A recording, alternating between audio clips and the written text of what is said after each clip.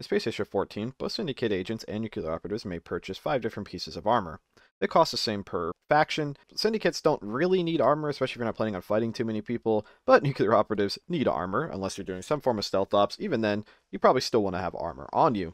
Well, before we get into the cost of the armors, we should get into the damage types of security, because this is beneficial for both security and syndicate players, because you need to know how many bullets you can tank, you need to know how many times you need to shoot someone. So, 35 auto is the standard bullet for security. The Drozd uses it, the WT-550 uses it, and the MK58 pistol uses it. It does 16 piercing.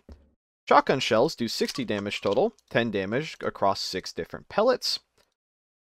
And then the laser rifle does 14 damage. If you get access to a laser cannon, the numbers might be a bit different, but you can always do the math yourself. But I'm doing quick math of these are the common guns. Of course, the detective has a revolver, but that's only one person who'll ever get these weapons. All these weapons can be acquired by crew, they can be acquired by security. These are definitely the most common weapons in the game. So on to the first piece of body armor. You're going to see this more often as Syndicate agents than Nukies, but I have seen Nukies use this. The web vest is a 3 telecrystal purchase synthetic armor vest. This one has added webbing and ballistic plates. The web vest has 40% blunt, slash, 70% pierce, and 10% heat and explosive resistance. So, to do the quick number crunches for y'all, it would take 21 35 auto shots to crit, 8 laser shots to crit, or 6 perfect buckshots to crit. Of course, that's a time to kill if they don't have any medicine pre-popped, they don't already have any form of damage, and they are a default species like human, just to keep it simple. I mean, obviously you can just always do the math yourself, but this is, again, give a general guideline and keep things actually short and simple for once, because I tend to ramble on way too much. The web vest actually does have built-in storage. It has a little 2x3, so you can fit like magazines in there or like a knife. Also, the web vest can fit neatly in your inventory for only a 2x2. It means you can't put it in a pocket, but it fits in any backpack without an issue. The blood red Hardsuit is spacefaring. It is a Hardsuit. It costs 8 telecrystals.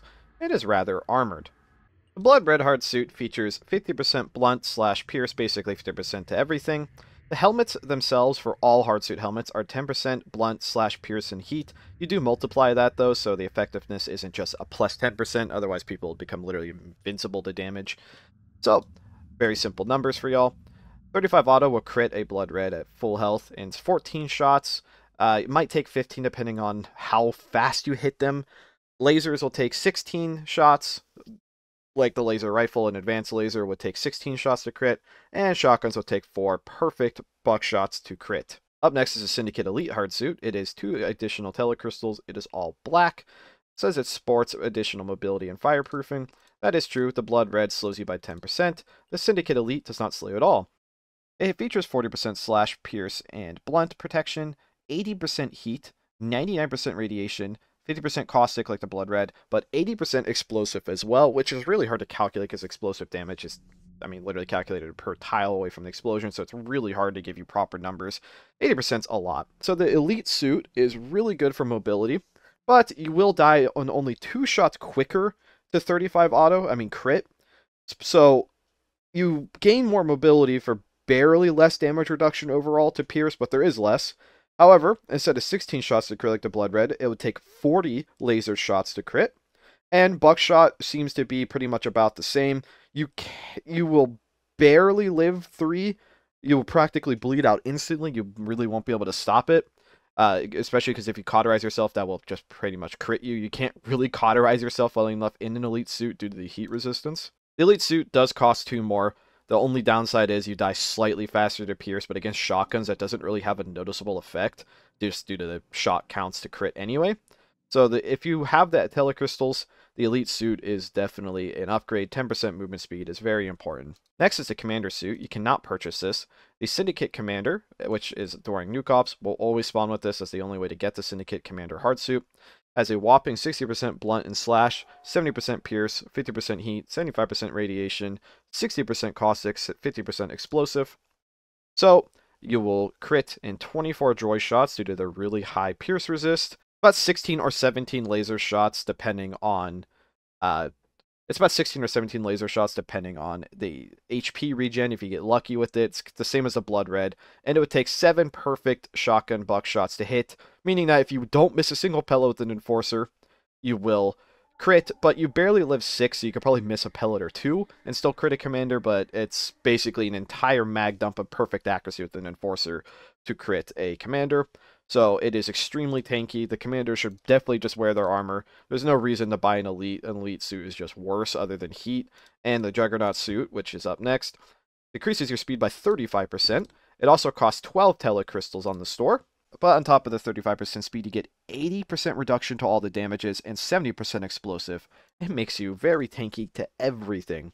It takes 35 auto shots to crit, 40 laser shots to crit, and 10 perfect buckshot shots. You'll barely live 9, but that basically means you have to land 10 in order to crit. So an entire Enforcer mag dump with perfect accuracy won't crit you. Perfect Drozd mag dump won't crit you. The Juggernaut suit is an insanely tanky armor, but the downside of losing 35% speed pretty much means you're going to get stunned first before you're shot to death. But if you're in a nuke ops team, that extreme tankiness can come to an extreme benefit. Teammates can save you from being like cuffed or something, and even if they stun you and try to mag dump you, you're probably going to live it, especially if it's an individual. You will be pretty much dead, but you won't be dead. And with a team, if you're playing with your team as a Nuki wearing a jug suit and your teammates let you get a 31 bullet mag dump after getting stunned, that's just on your team at that point. The Hardsuit sizes are a little interesting. You can't actually put a commander suit or a juggernaut suit into any bag, but you can put blood reds and elite suits into bags. They only are 4x4s. So that also devalues the juggernaut suit by a little bit. And it doesn't really devalue the commander suit because the commander is probably not taking it off anyways, unless you're doing stealth ops. Then that can kind of suck. None of the hard suits have additional storage, so that's just something to add on at the very end. And I said I'd keep this video short, so I'm going to keep it short. You can just look at the numbers yourself and do additional math. If you're a specific species, you just multiply the damages. Or if you have medicine like activating, or you're not running against these specific guns, you're running into like melee weapons of various damage types, you could do those numbers yourself. But against bullets, I just decided to compare against bullets because security will be the ones often doing most of the direct damage to these armors. So that's that. I'll put the numbers down below in the comments so you can just have a quick reference if you don't want to watch the whole video. Anyways, thank you for watching.